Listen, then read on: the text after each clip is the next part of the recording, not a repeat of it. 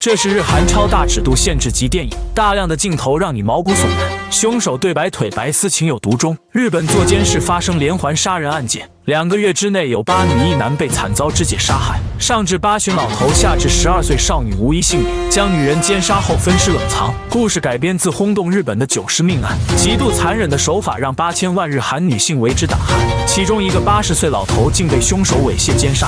故事开始既视高能，名叫山内的男人是整个案件的罪魁祸首。警方公布出资了300万日元的悬赏。为了逃避警方的追查，山内逃到了一座偏僻的小岛上。然而他的逃亡日子却非常艰难，每天只能捡海边的垃圾当食物。不过岛上有一个果农大爷非常热心，看见他如此困难，便邀请他品尝自己家种的水果。由于自己是通缉犯，山内不敢说出自己的来历，只能谎称自己是一个小说家，来岛上寻找写作灵感。大爷随后带他来到了山顶，希望这里的美景可以给他带来灵感。1天时间便过去，大爷觉得这个小伙不错，就决定收留这个失落的作家。没想到的是，晚饭过后，大爷忽然性情突变，打开门一看，没想到大爷是个老年艺术家，他收藏了无数个名优作品。大爷询问他对作品是否有什么特别喜好，但山内却面无表情，非常淡定。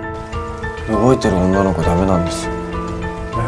大爷听后似乎还没彻底明白山内的意思，最后就拿出了自己珍藏箱底的作品，是一部捆绑系列的动作片。而山内看到后仍然无动于衷，正他准备离开之际，画面突然出现一个白色丝袜，而这个视频直接刺激到了他的神经，顿时产生了浓厚的兴趣。大爷看到此情景后也明白了他的想法，随后立即递上作案工具，然后随之离开。大爷给山内留下独处的空间，不过山内被房间的一个武士刀所吸引，他拿起武士刀缓缓向前走去，之后大爷就倒在了地上。山内给大爷穿上了白色袜子，他不在乎性别和年龄，只要是不会动的白色袜子就能满足到他的变态欲望。之后他把大爷放进浴缸内，分割成了数块。然而整个案件的侦破工作还要从这对相依为命的父女开始。父亲原来是一家球馆老板，但是妻子重病无法自理，家庭的开支很快就掏空了积蓄，如今家道中落，但好在父女感情深厚，于是他打起了山内悬赏300万的主意。女儿小峰担心提醒父亲不要以身试险去找变态杀人狂，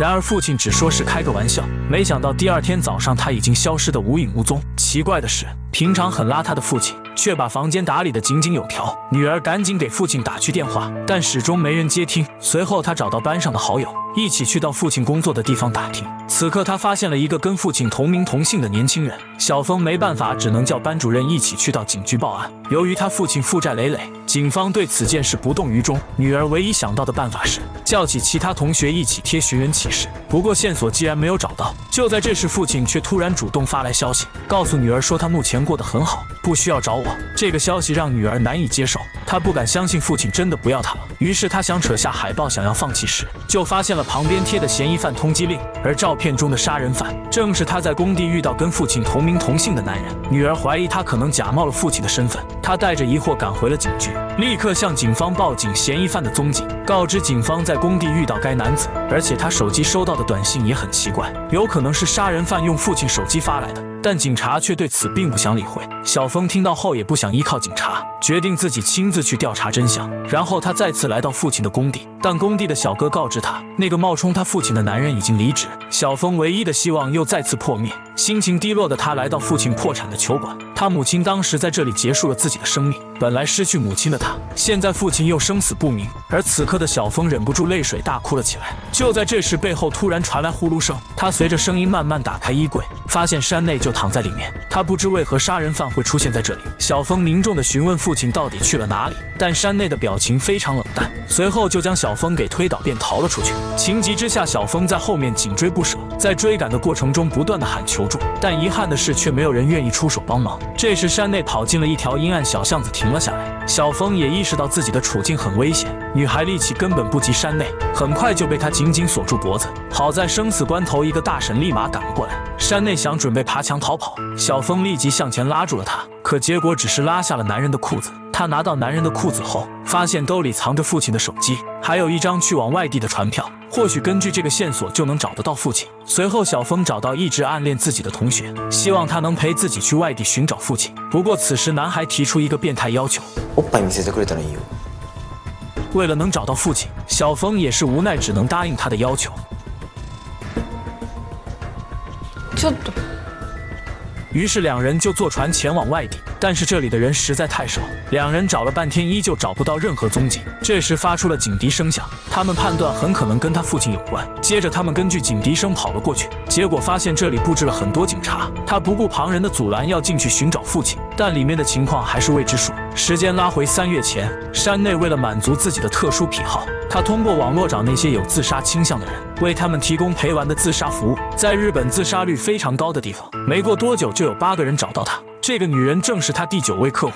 在他临死前有个心愿是看到美丽的大海，不过山内却找了核污染的福岛海滩。女人对此表现得非常不满，但她也没有其他选择。女人被山内带回出租屋后，紧接着抽出自己的皮带，然后套上女人的脖子，准备处理掉这第9位客户。就在这时，窗外飘过一道黑影，山内警惕起来查看情况，原来是出租屋内传出了刺鼻的尸臭味，是邻居联系警察前来查看情况。山内赶紧拿起刀叉作为防备。警察来到房子敲门时，他却一言不发，女人也不敢发出声音，但在他的好奇之下，打开了旁边散发恶臭的箱子。突然发出的尖叫声惊动了警察。警察发现动静后，山内一刀插入了警察的眼睛，随后连忙破窗逃到外面，成功的避免警察的追捕。自此之后，他便成为了一名逃犯。被追捕的日子里，他只能藏在阴暗的洞穴里，直到粮食耗尽后，不得已才外出寻找食物。他可怜的只能吃地上的蜗牛屎。一位热心的大爷主动送上门来，他把大爷猥亵奸杀后，就每天藏在大爷的家里。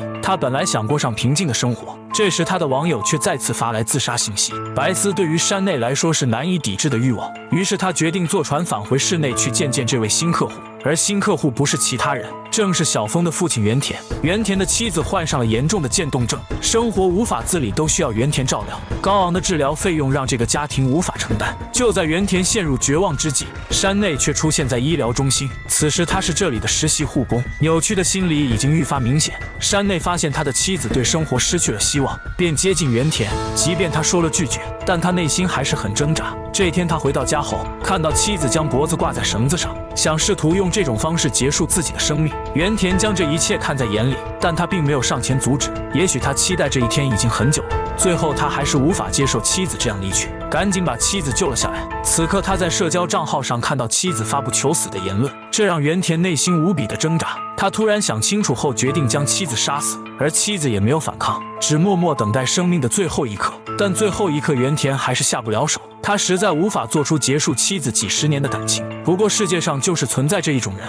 而山内就是这样无比冷血的人。在临死前，丈夫跟妻子做好诀别，他无法亲眼目睹妻子离世，只能在外面等候。山内给他套上绳子，没一会就结束了他的生命。此刻山内的目的是藏在包包里的白丝。结束之后，山内向他索要20万日元的服务费。原田给妻子治病，所有的积蓄其实已经花光。好在山内并没有逼迫他，只是拿走他的驾照当做抵押，然后擦了擦黏糊糊的手。之后山内再次找到原田，但这次的目的其实不是索要服务费，他只是提出邀请加入到自己的队伍，告诉他这不是杀人，而是在救人。原田听后直接拒绝了他的邀请。在山内的继续追问下，两人还是达成一致。原田负责物色合适的人选，山内则借此满足私欲。无论他们求死的意志有多么坚定，遇到真正死亡面前都会后悔。就这样作案8起之后才被警方通缉。原田看到电视前的一幕让他直冒冷汗，因为驾照还在山内的手里，他害怕败露也会牵扯到自己，于是他打算铤而走险，故意向女儿提起300万悬赏的事。由此一来，他就塑造出是想要抓捕罪犯的假象。然后他就选择了一位猎物，并通过信息告诉了躲在外地的山内。因为没有白丝的日子非常煎熬，收到消息的山内回到了原田的球馆，而此次的目标是一位求死的眼镜妹。眼镜妹求死欲特别强，多次求死还是没有成功，最后还导致自己残废。眼镜妹再次找到原田，希望能得到专业的帮助。眼镜妹还出价300万赏金，这个数目足以让山内可以安心逃亡，所以他直接就答应了。第二天，他带着眼镜妹去到球馆赴死，没料到山内却赤身裸体慌忙逃窜，原因是他被小峰扒掉了裤子。原田进入了球馆后，却看见小伙的变态行为，他躲在暗处只能默不作声，因此他也决定放弃这个地点的自杀服务。原田打电话告知换一个地点，于是3人便来到了老艺术家的房子。眼镜妹将包递给山内，包里准备着整整300万日元。山内交代原田在外面放风，而他准备给眼镜妹做完最后的服务。但意外的是，由于眼镜妹摔断了腿，丝袜根本无法套在石膏上，这让山内直接失去了所有兴趣。这时原田突然走了进来，告知他外面有人，他自己又不敢去解决，于是便将手里的刀递给山内，让他出去解决掉外面的人。正当山内走出去时，原田却在背后偷偷拿出藏好的铁锤，山内根本没有反应过来，只能眼睁睁地看着被击倒。原田一次次的捶打，直到让这个变态恶魔彻底无法动弹。原田的目的并不仅仅是山内300万的脑袋，更是物色了眼镜妹支付的300万服务费。之后他把钱藏在山里，然后返回屋内将手套戴上。他打算给整个计划画上完美的句号。为了计划成功，于是他将刀刺向自己的腰部，想伪造出一场正当防卫的假象，最后再拿电话进行报警。但出乎预料的是，眼镜妹并没有死透，她痛苦地向原田爬去，恳求他赶紧结束自己的生命。他没有犹豫，直接下手。他清楚知道，如果眼镜妹活下来，自己的完美计划就会因此而破灭。没过多久，女儿就急忙跑进现场。他终于找到了自己的父亲，但他并不知道父亲的双手流满了罪恶。当警方带原田回到警局询问事情的经过时，此刻他精心建立的人设展示了作用，并外加上他身上的伤口，事情的真相似乎非常合理。但警察很快就发现了端倪，警方查到眼镜妹早上有取过钱，而该笔钱却不翼而飞。与此同时，原田按照自己的标记找到藏钱地点，然后挖出了期待已久的300万，却发现自己被眼镜妹给耍了。这些钱全部加起来只有6万日元，就这点钱都不够买船票。警方对此金额也对原田排除了怀疑，毕竟没人会为了这点钱去冒这个险。最后好在原田还有300万元的赏金，因此他也成为了见义勇为的英雄。最后他用赏金来翻新自己的球馆，很显然他还有更大的计划。他打开曾经服务的社交软件，发现又有新的客户联系他。经过亲自杀人的体验，他似乎也慢慢沉入其中，于是他就约了猎物出来见面，没料到却被放了鸽子。可万万没想到的是，